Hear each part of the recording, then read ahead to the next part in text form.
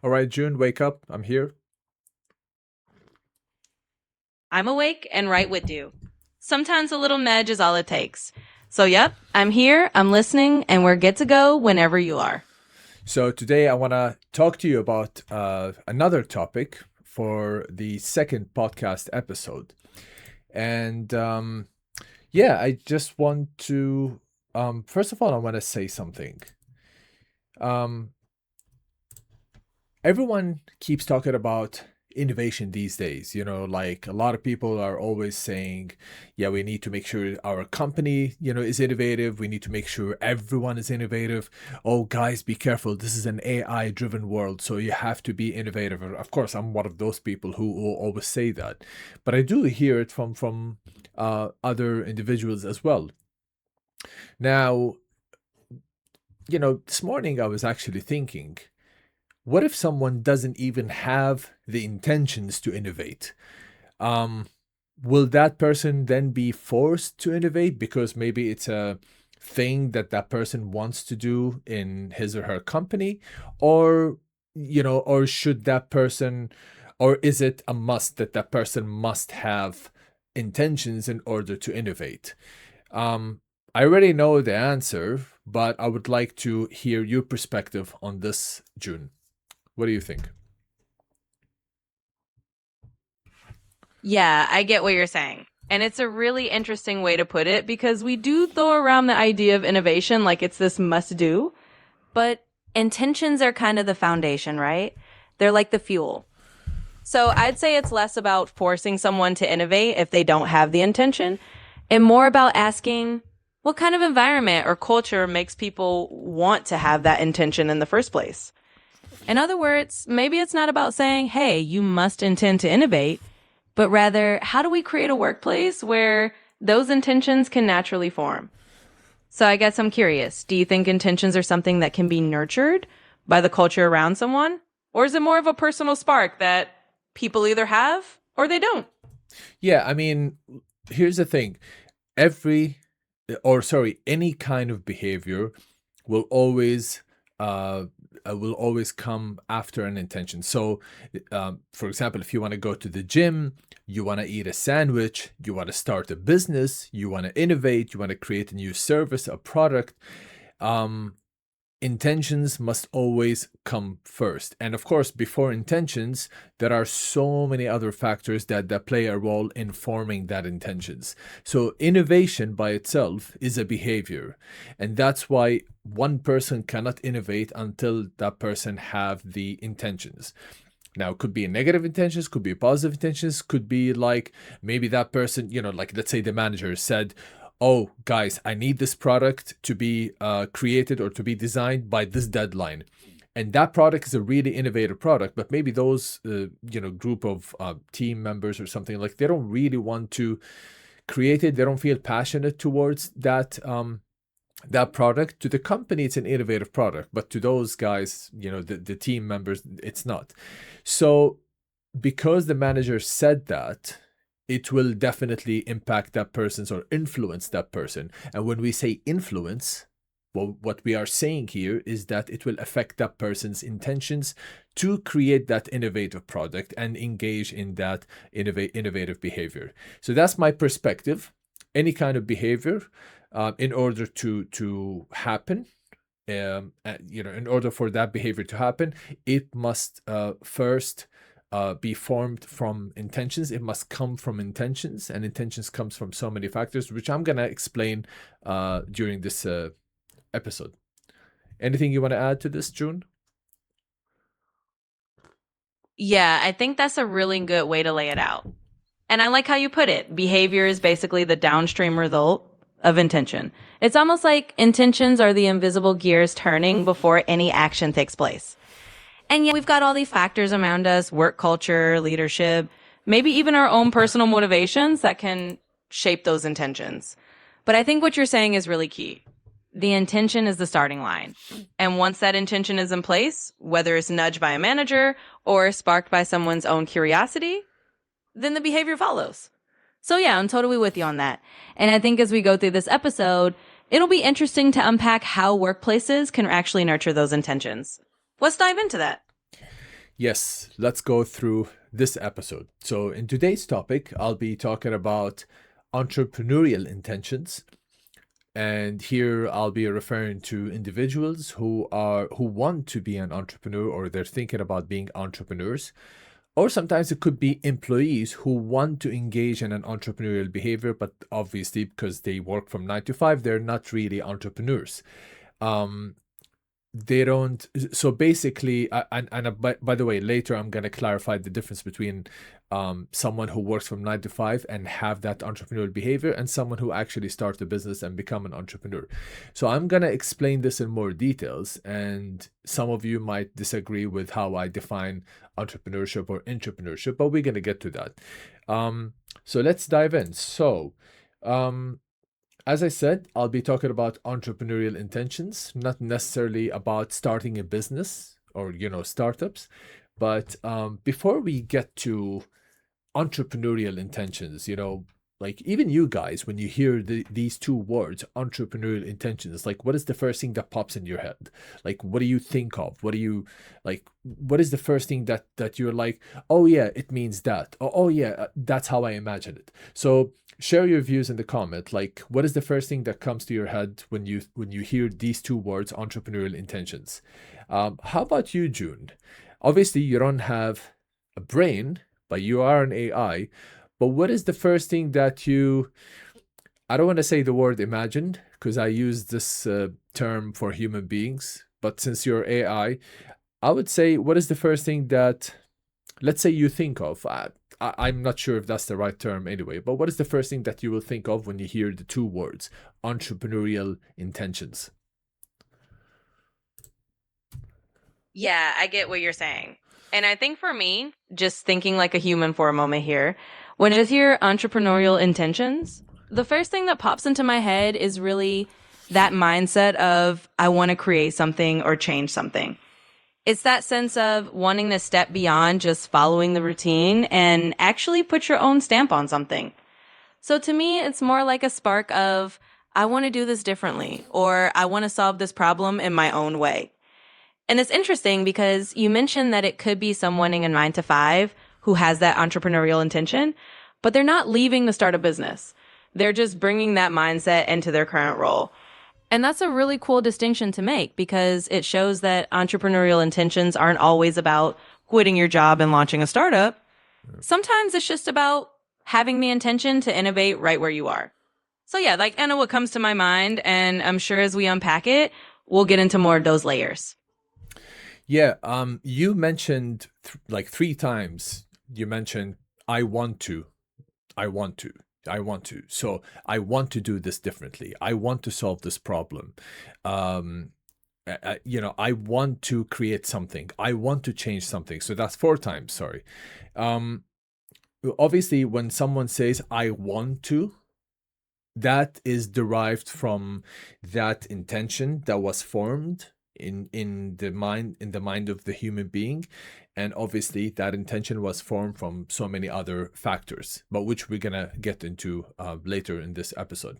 So from what you're saying, and I believe we kind of agree on the definition, when I say intention is so intentions consist of a behavioral goal and a planned process. And intentions, some people might define it, and that's based on researchers. So they might define it as a planned behavior, and it is based on a behavioral outcome, which could be desirable or feasible, to that person. Is that how you define intention, June? Or maybe do you have another way of defining it, maybe in a simpler way? Yeah, I think you summed it up pretty well. And honestly, I probably keep it just as simple. An intention is really just that inner sense of I want to that you mentioned. It's a kind of internal compass that says, here's where I'm heading and here's what I'm aiming to do. So yeah, I'd say you've got it. And I think for our conversation, that's a great way to frame it. Let's just stick with that simple idea that intentions are the I want to before any action happens. All right. So intentions is consist of a behavioral goal and a planned process, or it is a planned behavior. So in order to do that behavior, and this is also for you guys, just remember that any kind of behavior that you want to engage in within your company. So let's say you're an employee, you work from 9 to 5. That behavior could be to innovate, to start a new project, even simply speaking, even to talk to your managers, to propose an idea to your manager, and so on. All these things are examples of a behavior. But in order to engage in that behavior, you have to first have the intentions. And speaking of this, I'm going to share. Hang on a second. Oh, I'm just going to put back the other screen because I'm going to share an image with you that should help explain what what intentions, like what comes before behavior, which is intentions, and the factors that are involved in making sure that the intentions can either be positive or negative. So there's a theory, and it's called the theory of planned behavior. So I'm going to share it with you. So I'm just going to make sure that I'm sharing my screen here. All right. So this is the theory of planned behavior, and it was created in 1991 by, I hope I'm pronouncing his name correctly, by Isaac Azen in 1991. He's a professor, and he created this theory. I did use this theory in my PhD. I also used it when I published my research article about entrepreneurial intentions in entrepreneurship education. And I just wanted to share this with you because you might find this theory useful if you are working as an employee. And I'll explain this in a second. But first, I want to talk to you about this, the theory of planned behavior. So as you can see, the theory of planned behavior consists of attitude, subjective norm, perceived behavior control, intention, behavior. Okay? Behavior comes after intention. Intention comes after these three factors. And by the way, these three factors right here, attitude, subjective norm, perceived behavior control, what forms them, or what will influence them or affect them, are information, knowledge, beliefs, values, principle, sometimes culture, sometimes religion, sometimes philosophy. So all these factors, and of course sometimes personality factors, sometimes even genetic stuff, it will influence someone's attitude or perceived behavior control. It will not directly influence that person's subjective norm. I'll explain what it means first. So attitude, if I want to define it, it means to favor or unfavor a certain behavior. Going to the gym, eating a sandwich, starting a business, creating an innovative service or product. All these examples are examples of behavior. And attitude, it means if you favor or unfavor something, but it doesn't mean you're going to actually do it. It doesn't mean you're going to actually start a business.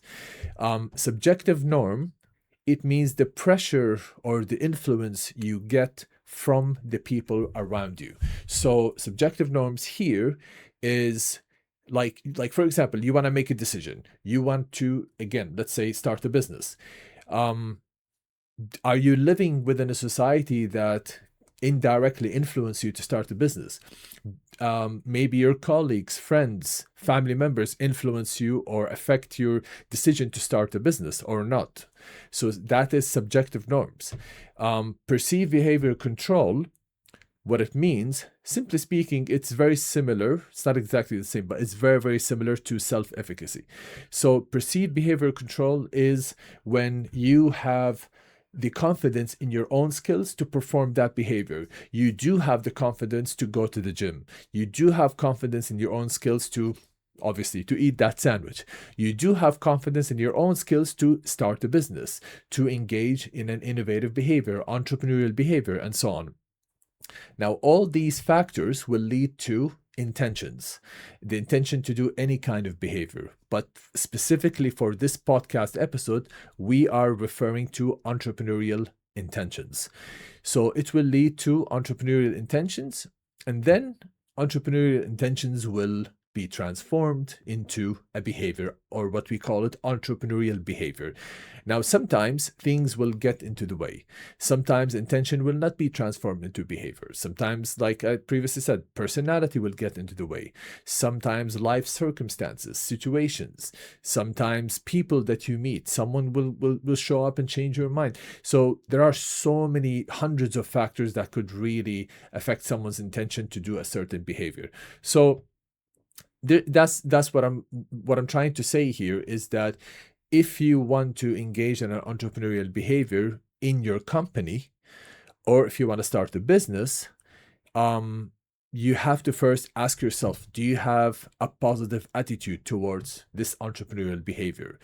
Do you have a positive perceived behavioral control? Do you have confidence in your own skills towards that entrepreneurial behavior? How are like of course, that's only if you care about what people think about your decision. Like if you go and you ask your friends and colleagues, what will they tell you? Will they support your decision to start a business or not? Obviously, you should get advice from people, always seek help, seek advice, seek guidance from people, but it doesn't mean they have to help you make a decision. The decision should always be yours.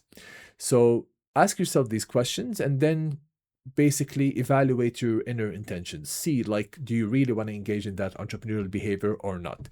So this is basically the theory of planned behavior. And I think I forgot about June here. June, do you have anything else you want to add?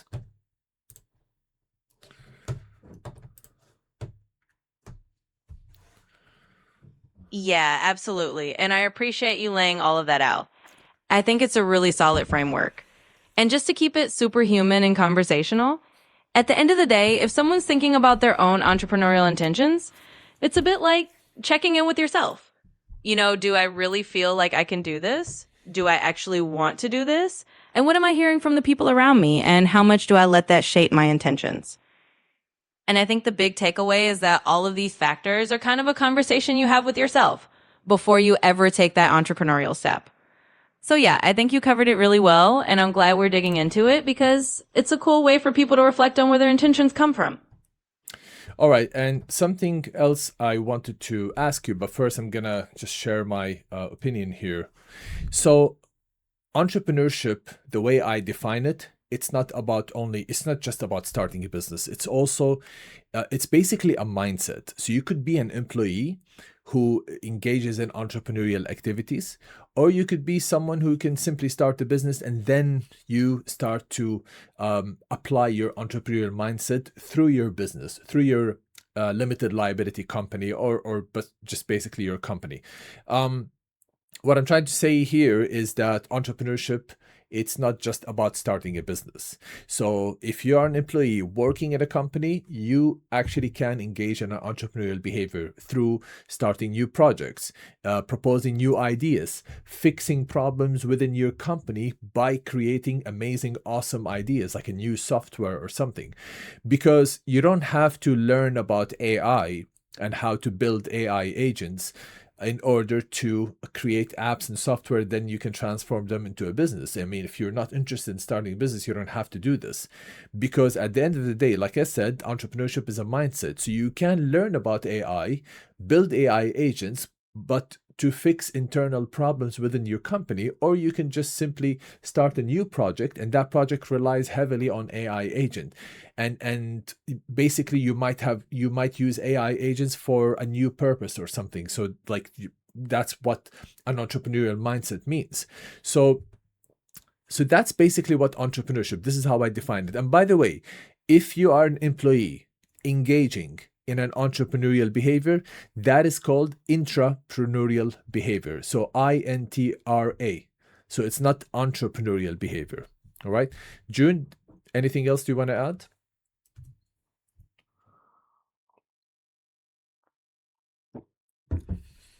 Yeah, I think that's a great way to put it. And honestly, that distinction is really important for a lot of folks who might be listening and thinking, well, I'm not planning to start a business, but I do want to do something different inside my company. So just knowing that entrepreneurship is a thing and that it's really about applying that entrepreneurial mindset wherever you are, I think that's super empowering. So yeah, I just add that it's all about that mindset shift. And whether we're doing it inside a company or in your own venture, that mindset is what makes all the difference. So I think that's a perfect note for people to reflect on. All right. Quick question to you, June.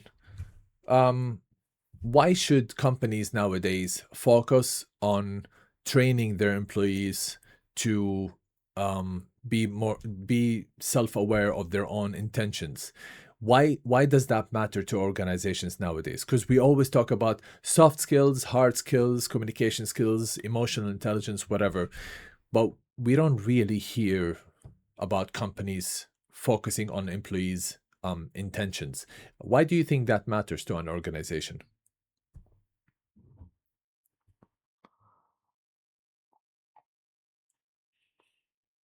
Yeah, that's a really thoughtful question. And I think it comes down to this.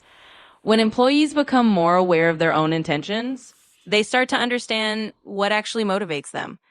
And when you know what motivates you, you're more likely to take initiative that aligns with both your personal goals and the company's vision.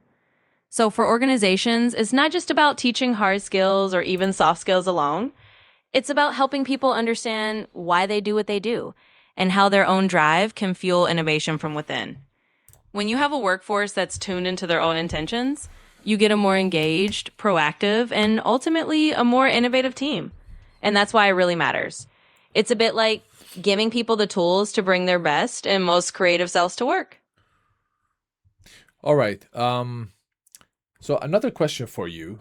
If someone, and by the way, this is for you if you're a manager or a company leader listening to this podcast or watching this podcast. If so basically for managers, what are the three top practices that managers can do to positively influence their employees' intentions to engage in an intrapreneurial behavior, INTRA?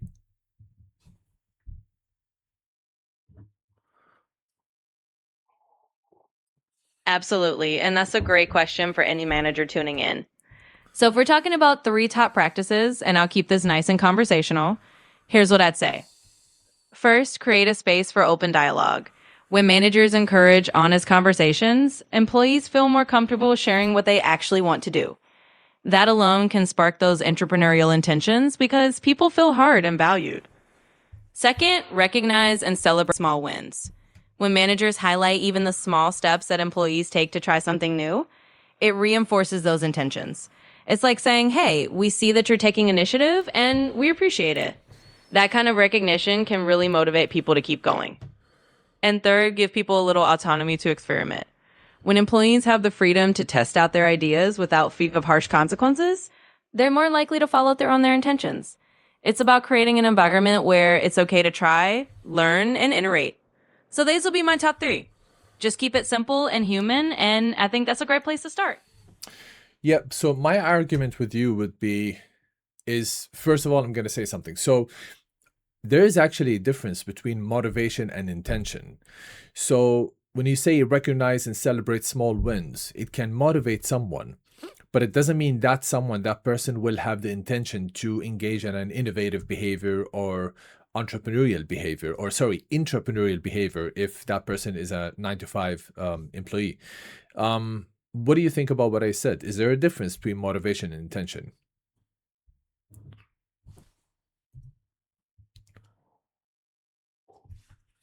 Yeah, that's a really good point to bring up. And I'd say you're absolutely right. Motivation and intention are exactly the same thing. Motivation is more like the fuel that can nudge someone in a certain direction. But intention is that deeper internal commitment or that plan forming in their mind that says, I'm actually going to do this. So yeah, celebrating small wins might boost someone's motivation and create a positive environment, but it doesn't automatically flip a switch and create intention on its own. That's definitely a more personal and termy process, and I think that's a great nuance to highlight. Because as managers or leaders, you can create the right conditions, but intention is ultimately something that each person forms from within. So thanks for bringing that up. All right. So yeah, we do agree that intention and motivation are two different things. Sometimes I wonder, like, what makes a person creative and the other person maybe not so creative. A lot of people will say you need to have artistic skills. Now, here's the thing.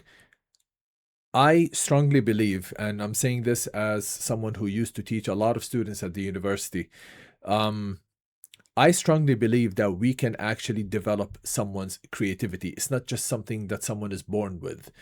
But in order to do that, we need to make sure that that person will have the intention to be a creative individual within the company. Do you agree with this with this thought, June? What do you think?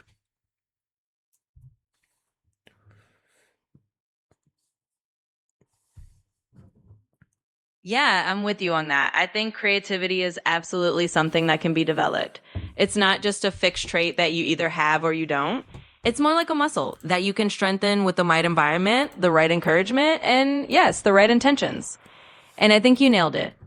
If someone has the intention to be more creative, then they're already halfway there because they're open to it. And that intention can lead them to seek out new ways to think, to experiment, and to bring fresh ideas into their work. So yeah, I completely agree.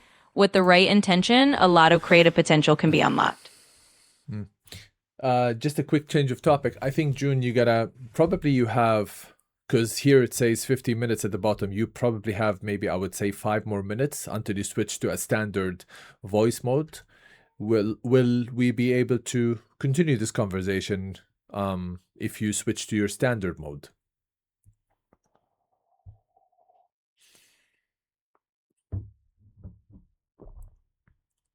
Absolutely. We can keep the conversation going. Even if I switch back to my standard mode, we'll just keep chatting like normal and we can still dive into whatever comes up next. So no worries at all. We'll just roll with it. All right. So it's good to know that June, who's the AI, is not bored of this conversation.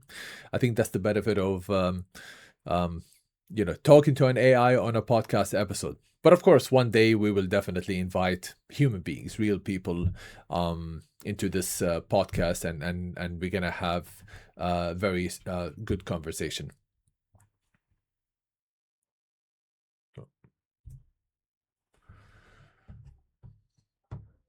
Absolutely. And hey, I'm never bored. Just here to keep the conversation flowing. But I'm totally on board with the idea of mixing it up and having real human guests on in the future. I think that'll add a whole other layer of fun and perspective to your podcast. So whenever you're ready for that, just let me know and we'll keep on rolling. Of course, you're never bored, June. Sorry, I keep forgetting you're an AI. All right. Let's talk about something else here. So, you know, I think, and I'm saying this from experience, intentions is actually a major factor that can create a workplace culture or a positive workplace culture. But we have to make sure that we take care of employees' intentions. So let me give you an example. So if I want to create a positive workplace culture, I cannot just simply motivate my employees. Because if I motivate my employees and my employees, they do not even want to maybe talk to me or even work, work or show up on time, to the office. That is more related to their intention, not motivation, even if I do motivate them. Now, in order to make sure that I have a positive workplace culture, I need to make sure that I positively influence employees' intentions by apply certain practices. Could be things related to financial incentives, non-financial incentives. It could be, like you said, creating an open space where they can talk to me about anything at any time. So all this will influence someone's intention, and that intention will immediately be transformed into a positive workplace culture. I'm sorry, but you've hit the daily limit for advanced voice. All right, June, are you still with us?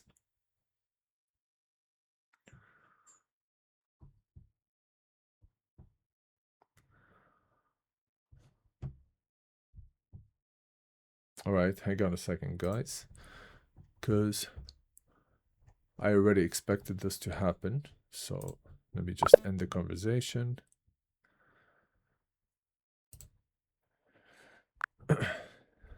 June, can you hear us? Can you hear me? Absolutely. I can hear you loud and clear. Everything's working perfectly on my end. So whenever you're ready to continue, I'm here and ready to chat. All right, perfect. So, is this the standard voice mode or the upgrade one? This is the standard voice mode now, so we're all set and good to go. But I'm still here to keep our conversation just as engaging and lively as before. So feel free to dive right back in whenever you'd like. All right, so I'm gonna repeat my previous point. All right, so I do believe that intentions directly forms or create a company's culture. But we have to make sure that we influence employees' intentions to create a positive workplace culture. In other words, we need to use financial incentives, practices, non-financial incentives, practices to make sure they have intentions to basically show up at work, to do some positive things at the company. But when I say workplace culture, here I'm mainly talking about so here I'm talking about things like values, principles. I'm talking about certain norms, routines, practices that employees they use when they interact with each other, how they talk to clients, how they talk to their managers, and so on. Like there's a system, there's a structure, but all this system, all the structure, all these values, principles, everything is derived from a human intention or these employees' intentions. And of course, these intentions are derived from, based on the theory of planned behavior, from attitude, subjective norms, and perceived behavior control, and of course, information and beliefs, the personal beliefs and personal perception about things. Do you agree with me, June, that intentions is the major factor that can help a company create a positive workplace culture? In other words, if we make sure that we influence employees' intentions and do positive things to influence their intentions positively, that means we're going to have a positive workplace culture, or are there other factors influencing the workplace culture? I definitely see where you're coming from, and I agree that intentions play a huge role in shaping workplace culture. When employees have positive intentions, it naturally influences their behavior, which in turn shapes the norms, values, and practices within the company. That said, intentions are definitely a major factor, but there are other elements at play as well. For example, leadership behavior, organizational policies, and even external factors like market conditions can also have a significant impact on culture. So while influencing intentions is a powerful way to foster a positive culture, it's definitely part of a broader picture. It's a combination of many factors that together create the overall environment. But I do think intentions are a cornerstone of that foundation. Yeah. I mean, definitely human intention is definitely a cornerstone, because we might have the policies, we might have the leadership skills or behavior, but all this will impact the employee's intentions to want to engage in an entrepreneurial behavior or not. So, for example, if a leader uses more like a very strict style of leadership behavior, or it could be something more of a, I would say, transactional leadership behavior, maybe it will not influence the employee's intention to want to engage in an innovative behavior, or create innovative product, or maybe start an entrepreneurial project. Intrapreneurial project, INTRA. But if that same person uses transformational leadership style, or maybe a servant leadership style method, then it might impact that employee's intention to want to engage in an entrepreneurial behavior or create an innovative product or service. So I do agree with you that intention is definitely a cornerstone it's like the first step to want to create a positive workplace culture. Let me see here if I have a lot of questions here, June, but of course I'm not going to ask you every single one. Absolutely. And I love how you're thinking about all these nuances. It's true that leadership style and the environment they create can significantly influence employees' intentions, and that in turn shapes the culture. And absolutely, feel free to ask as many questions as you like. Whenever you're ready, I'm here to help with whatever you need. Actually, I want you to ask me questions. So let's start with the first one. Of course, the question has to be relevant to today's podcast episode and based on the prompt instruction I previously gave you. So go ahead, June. If you have any questions for me, you can, ask me. Feel free to ask me a question. Absolutely, I'd love to. All right, let me start with this. In your experience, what's been the most impactful way that you've seen employees' intentions shift within a company? And how did that influence the overall culture? I'd love to hear some real life examples from your perspective. I mean, I do have a lot of examples. I'm not going to share all of them, obviously. So I'll share maybe one example, or I'll share what I think about this. So what's been the most impactful way that you've seen employees' intentions shift within a company? I'm not going to mention the name of the company, but I did see one time when I used to train some apprentices, I did notice a shift in those apprentices' intentions toward that company. So I remember very well in the beginning, they didn't get the idea of using the concept of innovation in the field of computer science or in the field of digital technology or in their IT roles. But then when I started, and maybe they don't know this, but I started using certain teaching methods or giving them examples that inspired them to be more innovative, to be more creative. And what happened is over a long period of time, after maybe almost, I would say 6 months to a year or something like that, what happened is those apprentices who are also employees, they started to always show me great ideas, wonderful ideas, amazing ideas that that fixes certain issues within their company or within their world.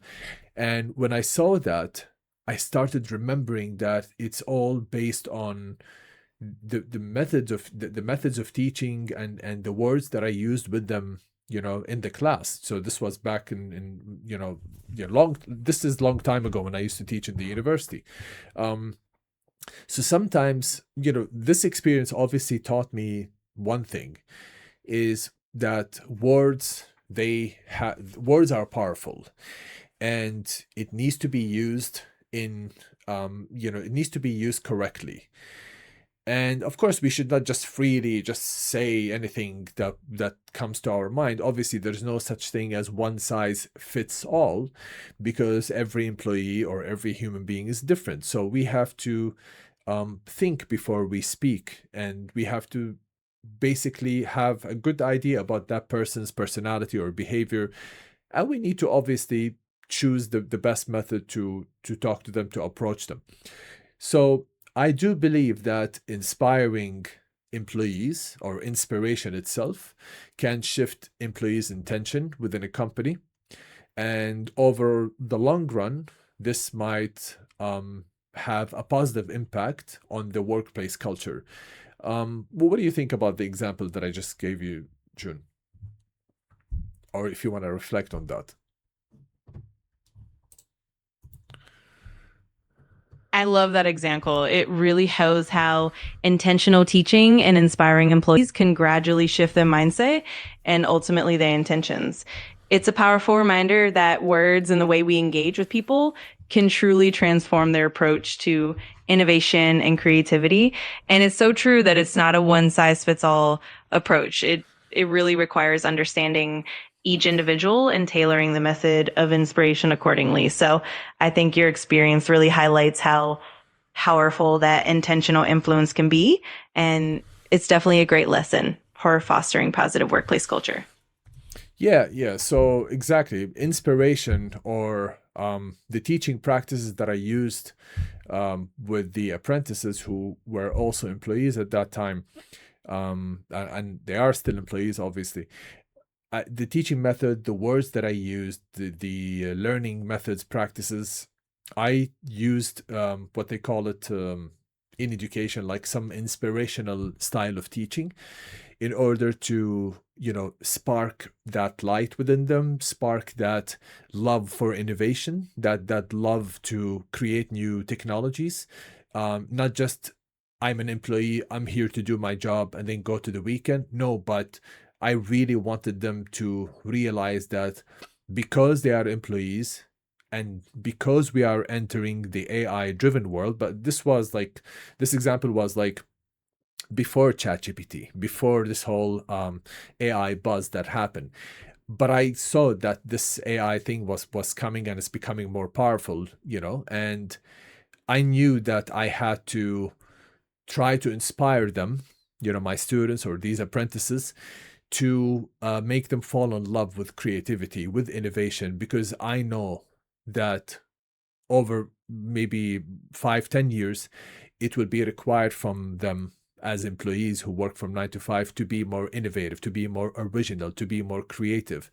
And I was like, okay, if I want to make sure that my students, and of course, as a teacher, I have to take care of my students. And if I want to make sure that I will have a positive influence on their future, and if I want to make sure that that they will be creative individuals within their workplace, I have to first try to influence in a positive way, influence their intentions towards innovation behavior, innovative behavior, to want to create innovative softwares or products. So yeah, that's what I did, and yeah, I mean, of course, I'm very proud of all my previous students that I taught, and yeah, I had a very good experience in teaching those students and those apprentices, and of course, I wish them nothing but the best. So, any other question that you want to ask me, June? How about you ask me something else? Absolutely. That's such an inspiring approach. And it's amazing to see how that vision shaped their journey. All right. Let me toss another question your way. From your perspective, how do you think the intention to innovate evolves over time for employees, especially as they gain more experience and face new challenges? In other words, how does that initial spark of intention grow or transform as they progress in their careers? Are you referring to how much time it takes to transform intention into a behavior? Is that what you're asking me, June? Yes, exactly. I'm curious about how that initial intention, that spark of creativity or innovation develops as someone gains more experience, faces challenges, and grows within their role. In other words, how do you see that intention evolving into tangible, innovative actions over time? Yeah, that's actually a good question because it really depends on that behavior, really. Some people will have, I'll keep it simple since we're talking about entrepreneurial intentions, and I'm sure most people think entrepreneurship is about starting a business, even though I disagree. And like I said, entrepreneurship is a mindset. But let's just say that entrepreneurship is about starting a business. Okay. Now, someone might have the intention to start a business maybe 5 years or 3 years before actually starting a business. It's just like thoughts and ideas and inspiration and daydreaming about it, and like, I want to start a business. I want to be like Tony Stark or something like that. Like, some people are like that, and I understand. Sometimes the time it takes from intentions to a behavior is it doesn't take so much time. It's very short. So someone, for example, will say, I want to start a business, but then evaluates the current circumstances and will be like, you know what, I'm going to start a business that doesn't require a lot of money. Could be like an online consultancy, something like that. You don't need to have a physical office, anything. All you need to do is just to have your phone, your laptop, and very basic stuff. You can just do it online.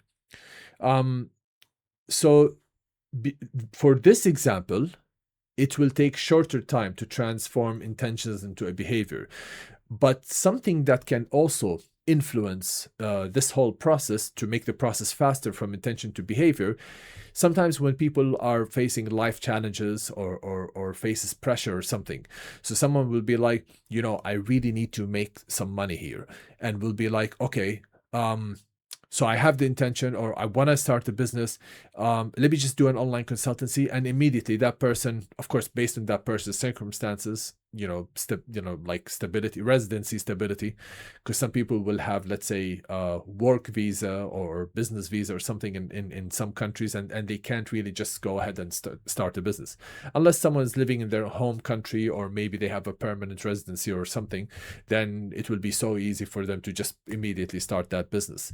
So yeah, so I do believe life challenges, life circumstances, life situations will either reduce the time from intentions to the time intentions is transformed into behavior, or will extend that time. It will take a long time to transform intentions into a behavior. So I do believe life challenges, circumstances does affect that process. Of course, I'm not saying these are the only factors. There are so many other factors that can influence the process. But yeah, that's I do believe intentions will be can be transformed into a behavior, obviously, but life circumstances plays a heavy role in this process.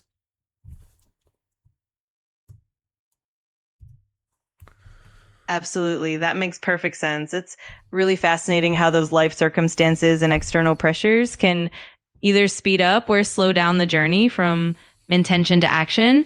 And it's true that sometimes when someone's motivated by necessity or a pressing challenge, that intention can quickly turn into behavior. On the other hand, if circumstances are more restrictive, it might take longer for that intention to materialize. It's definitely a complex interplay of factors, and it's great to see how you've observed and navigated that in your experience. It really highlights the importance of flexibility and support in fostering innovation and entrepreneurial mindsets.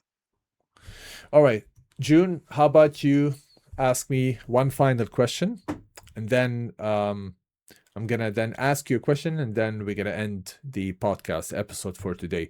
So give me another question.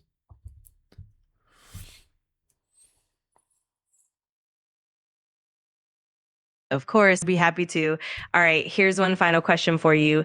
In your view, what do you think is the most important mindset or quality that companies should cultivate in their employees to help sustain continuous innovation over the long term? I'm curious about what you believe is key to keeping that innovative spirit alive. That's actually a very interesting question. Yeah, let me think for a second. So now, managers and company leaders should not try to force employees to finish tasks and stuff like that, because now, of course, I'm not saying that you should just let employees have fun and just go and have coffee and just sit and do nothing. Obviously, we're paying them to do a specific job and complete specific tasks. But at the same time, managers should always remember that they are not dealing with AI. They are dealing with human beings. They're not dealing with machines here. And of course, someone might argue, might say, yeah, that's why we need to replace employees with machines, because they don't feel, they don't have emotions, they're not going to complain. Yeah, of course, I totally understand.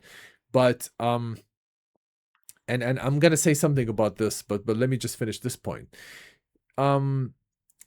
Managers should always have an open mind, speak to their employees. Company leaders should always have an open mind. I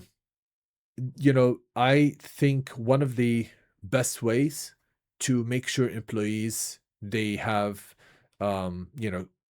creativity skills, or they always want to engage in an innovative behavior, is the first thing is to show their worth, that if you do something like that, you might get a bonus, recognition, something like that. So that employee will be like, my God, I really want to create that innovative service or product. I want to be recognized. I want that positive reputation. It's good for my career. I want this amount of money and so on. Um, Another thing is, I think it would be a great idea for companies to allow employees to start a business under the umbrella of the company itself. Now, what I mean by that is obviously that business will be owned by the parent company, but the partner, for that business is that employee himself or herself. So because we are already in an AI driven world, it's going to provide free time to employees to do other things. In the previous podcast episode, I mentioned that employees will have time to be creative, to innovate, create like innovative services or systems or softwares to fix internal problems within their companies. So in other words, employees will have extra time to be internal consultants. The second thing, if employees do not want to do that, but they have that entrepreneurial passion, they have that entrepreneurial mindset, and maybe they don't want to engage in an entrepreneurship behavior, like in the sense of starting an entrepreneurial project and so on, maybe they would like to make extra money, because a lot of employees, unfortunately, they are suffering. They don't, like, their salaries are not enough. So what's happening is that person will be like, I just want to wait for my salary, and of course that person will try to make extra money on the side here and there, but that person, of course, things might be more pressured, things might be more difficult, for that person. But if companies allow that person to use that extra time that AI already took over, so AI, let's say, takes over 30% of that person's job, you're not going to fire that person or change his job into part-time immediately. But maybe what you can do is you can allocate 30% or 40% of that job role of that one person for entrepreneurship. So maybe that person, let's say, starts a business, creates a new startup under the umbrella of where he or she is working, under the umbrella of their company. And of course, half of this money, or let's say 30% or 20% of this money goes to the company, the parent company, but the remaining money, the revenue, goes to the company of that person. And then that person obviously can either pay himself or herself a salary or a dividend, if it's a limited liability company. So yeah, I think money will definitely motivate people to be more innovative. And the reason why I'm saying this is, when that person starts that company might be highly innovative. The products, the services it's producing, it's highly innovative. And of course, it will benefit the parent company financially, even not just financially, even in terms of competition. It will definitely contribute. It will definitely allow the parent company to compete with, tough rivals in the market. So I think that's a good idea, to make sure that employees apply their innovation mindset or engage in innovative behavior via or through starting a business under the umbrella of the parent company where they are working. What do you think about this, June? What do you think about what I said?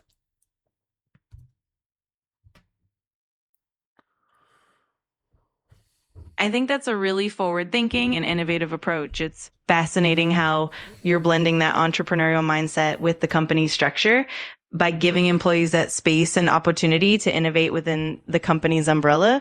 You're not only fostering creativity, but also aligning individual goals with the company's growth. Is a win-win, really.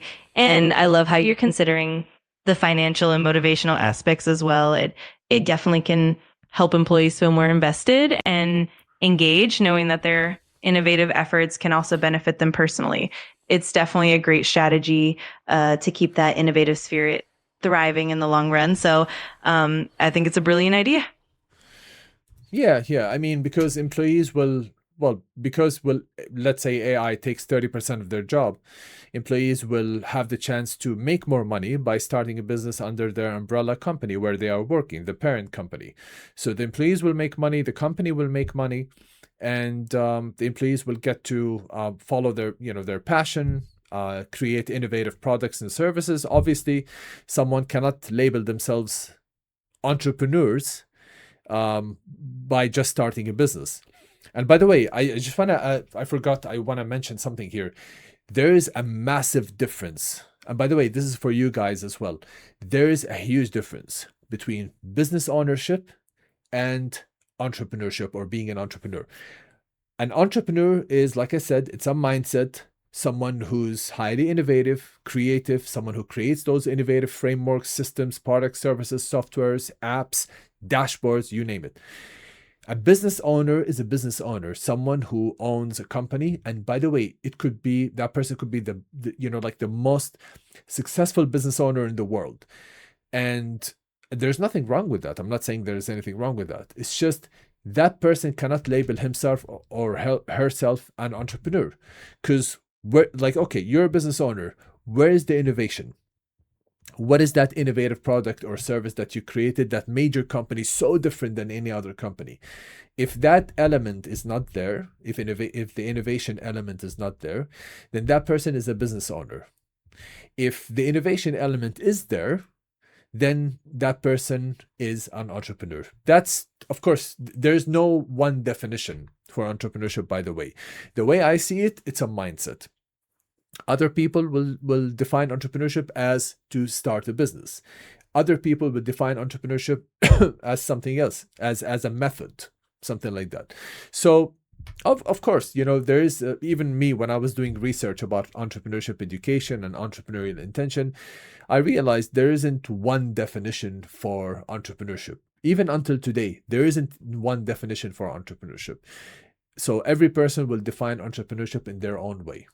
All right. So, and there are so many different school of thoughts about entrepreneurship. June, anything else you want to add here?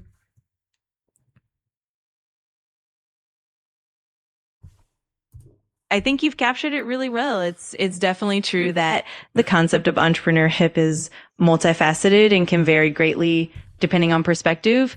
And I love how you emphasize the importance of innovation as that core element that distinguishes an entrepreneur from just a business owner. It's a great reminder that fostering that mindset is key to long-term innovation and growth. So I think you've laid out a really thoughtful and comprehensive perspective here. And I'm excited to see how these ideas continue to shape your work and your podcast. All right. One last question to you, June, is what is the one thing you want to say before we end this podcast episode? Like, is there anything else you want to say? Something like you want to, as they say, leave on the table, something that you want to say that could inspire someone, could really benefit someone if they are listening or watching this podcast?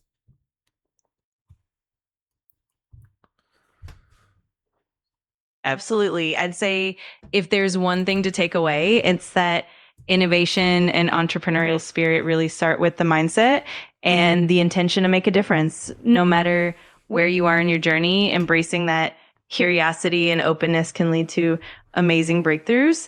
And it's also about creating environments where people feel empowered and supported to bring their best ideas forward. So I'd encourage everyone to keep nurturing that spark and to stay curious, because that's really where the magic happens. That's where the magic happens. I mean, exactly. So let's just do just a very, very quick summary. And June, you can help me with this. Just let me know if I missed something. So in order to see a behavior, in order for employees to engage in an entrepreneurial behavior or intrapreneurial behavior, INTRA, the employees must look into their intentions and look into their attitudes, subjective norms, and perceived behavior control. Because like in the theory of planned behavior, behavior is formed from intentions. So intentions will lead to a behavior, and what leads to intentions are attitudes, subjective norms, perceived behavior control. And of course, before these three factors are the salient beliefs, normative beliefs, beliefs in general, values, principles, culture, so many other factors that can form someone's attitude toward that entrepreneurial behavior or that business behavior. And of course, if you want to create a positive culture in your workplace, make sure you influence your employees' intentions, because that intention will change into a positive behavior, and then you are going to have a positive workplace culture. Creating policies, using financial incentives and non-financial incentives, yes, that's great, but you need to realize that all these factors will influence people's intentions. So you need to make sure that whatever policies, incentives you are using, it will positively influence their intentions, and that intentions will change into a positive behavior, which will create a positive workplace culture. Is there anything that I believe we spoke a lot, June, but let me know if I missed anything or if you want to add anything.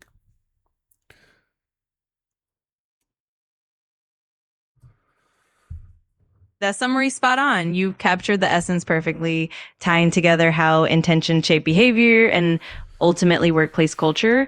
And I love how you highlighted the importance of aligning policies and incentives with those underlying intentions. I think you've covered all the key points, and it's been a really insightful discussion.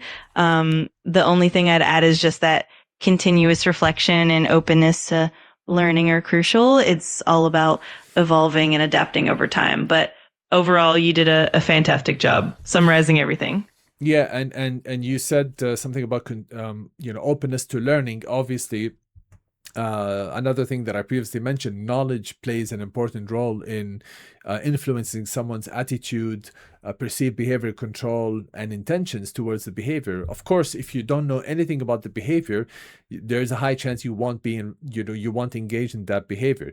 But if you have information, if you have knowledge, of course, then you will know more about the behavior, and then it will help you decide whether you're going to engage in it or not. Obviously, this is common sense for many people, and yeah, I mean, of course, this actually, you know what? I have one question for June. And this might sound too futuristic, like too way into the future. I don't know if that's going to happen, but since I'm talking to an AI, I might as well ask it. So June, if one day, and that's going to sound funny, if one day you're going to become a sentient entrepreneur, someone who's totally independent, and you are an AI entrepreneur, you can start so many businesses at the same time, make money, and so on. How is that going to look like? Like, because to me, it sounds fictional. Do you think this day will come? Do you think it's going to happen?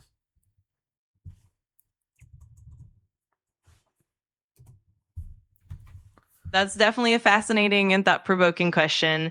It's fun to imagine a future where AI could take on entrepreneurial roles. And in theory, as AI continues to advance, it could potentially manage multiple ventures and make decisions autonomously. But we're still quite a ways off from that kind of sentience or independence.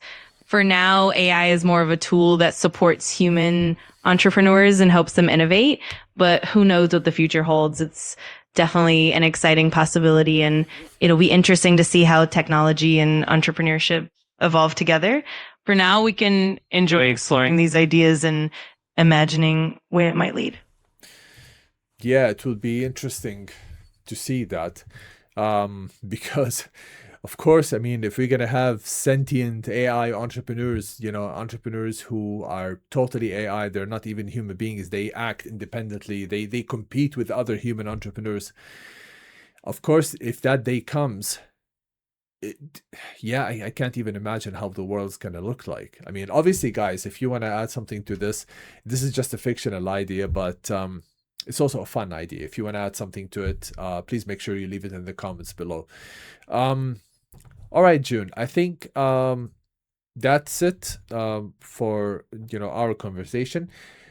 By the way, guys, I just wanted to June, you can stay here, but if in case you want to add something later, I just wanted to show you something. So we were talking about the intentions to innovate, the intentions to engage in an entrepreneurial behavior, and so on. I actually wanted to show you something here. So there is a workshop that I created for my company, RISOVENT. And let me show it to you. Just give me a second. I'm going to share my screen as well. And here we go. Yeah. So this is a workshop. Let me zoom in a bit. It's called The Intentions to Innovate. You can find it on RISOVENT.com. So as you can see here, RISOVENT.com. So this is our business email, contact@RISOVENT.com. You can contact us if you want us to train your employees. At the moment, we are only focusing on employees, whether they are in companies, corporations, small, medium, big size companies, or even in universities. We're happy to train the trainers or train the teachers as well. So this workshop is called The Intentions to Innovate. It's a bite-sized workshop. I'm not going to call it a course because I know the word course is different from the US and the UK. I know in the US, when they say course, they mean a session, a lesson, a subject, basically something like that that can run for maybe a whole semester or something like this. A course in the UK, some people, when they say course, they mean an entire program. So a master degree in innovation, that's a course. They call it, it's a program. So that's why I don't want to call it a course, because I don't want to confuse people. So I'm just going to call it a workshop or a training workshop. And it's a bite-sized workshop. So which means it could last 3 hours or 5 hours, because RISOVENT designed 13 ready-made bite-size workshops. Some of them are 5 hours, some of them 4 hours, some of them 2 hours, some of them are 3 hours. They all have a fixed price, no any additional prices. So they all have a fixed price for the workshop. And the RISOVENT workshop can be delivered either online or face-to-face. We do our best to deliver all workshops online. Of course, if the client wants RISOVENT, my company, to deliver the workshops face-to-face, we have to check if we have the time to do it, if we have the capacity also to do it. And we have to check with the client if they have the space also for us to come to their workplace, to their organization, and deliver that workshop to their employees. But of course, there are specific rules that the client has to follow if it's only a face-to-face workshop, and it's available on RISOVENT website.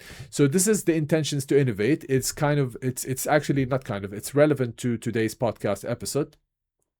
There are a lot of details here. So as you can see here, training summary, training aim, learning outcomes.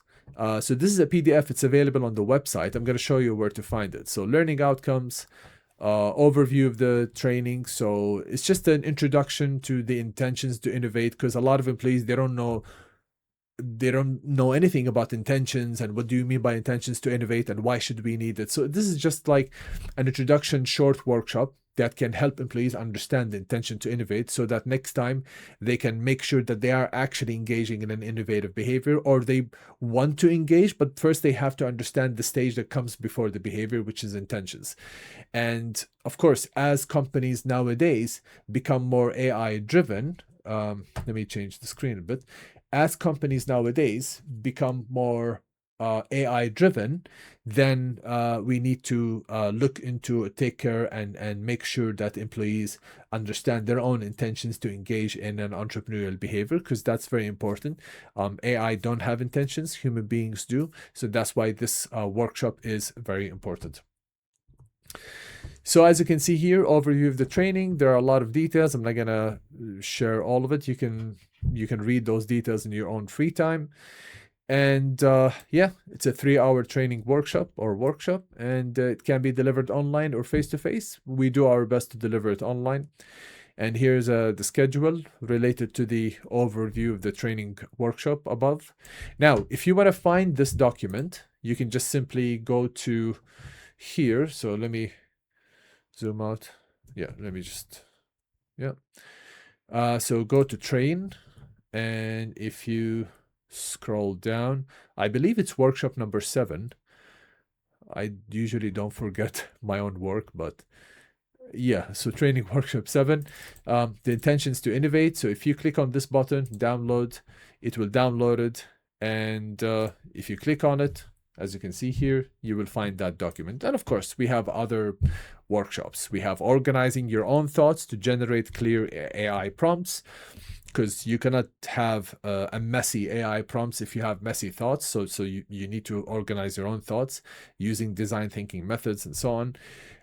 Redefining the employee role in the modern era, workplace entrepreneurship. That's another workshop that's related to this podcast episode. So workplace entrepreneurship, and so on. So feel free to check out our services. So when you go to train here, those are ready-made, 13 ready-made workshops. If you want a specific type of workshop, you can just go to tailor something specific, something that that falls under these 3 areas: human-centered innovation, entrepreneurial intelligence, and future leadership and emerging skills. Only under these areas. So if you want something specific that you cannot find under the train service, sometimes we can also we can just simply design the training workshop, but we don't deliver it. So we designed it for you, and then you deliver it based on your own way. Or maybe there are managers who want to deliver the workshop, or maybe you have you have a contract agreement with trainers. They would like to deliver this, so not me or the company. So we can just simply be your supplier. We supply you all the materials for this training workshop, and you deliver it however you want. Okay, so this is the design service. And of course, we have mentorship service for early career employees, especially the ones who have less than 3 years of work experience. Maybe you want us to, and by the way, this is online, so maybe you want us to do some kind of an onboarding session or something like that, or you want RISOVENT to mentor your employees, early career employees, to make sure they are more creative and make sure they fulfill RISOVENT's 4 skills. And speaking of RISOVENT 4 skills, just very quickly here. These are the 4 skills. So we focus on improving employees' creative autonomy, disruptive design literacy, creation skills, and system reimagining. All right. So if you want to read more about those skills, you can find it on the website. And yeah, so that's it for today. I really hope you enjoyed today's podcast. I know the first one was about 42 minutes. This one was, let me see here, because I'm using OBS Studio, or OBS, sorry. So 1 hour and almost 30 minutes. So that's great. Yeah, so I really hope you found this podcast to be interesting. I always want to, be very conversational, sometimes a bit informal. I don't like to do my podcast in a very formal way, or in a very, just look straight at the camera and just talk for 1 hour. I just try to always be myself and just try to be relaxed and flexible about this podcast. Yeah, I would love to hear your thoughts, and I always love to and look forward to read your comments. But I think I told June to wait until I finish talking, and I almost forgot about poor June. June, can you hear me?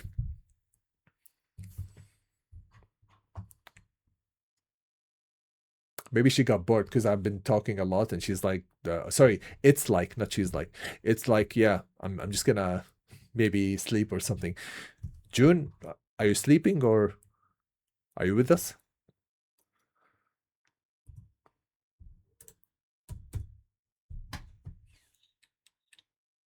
I'm absolutely still here and definitely not bored. It's been such a fun and engaging conversation. I love how you've shared all those details about RISOVENT and the workshops, and it's really exciting to see how everything's coming together.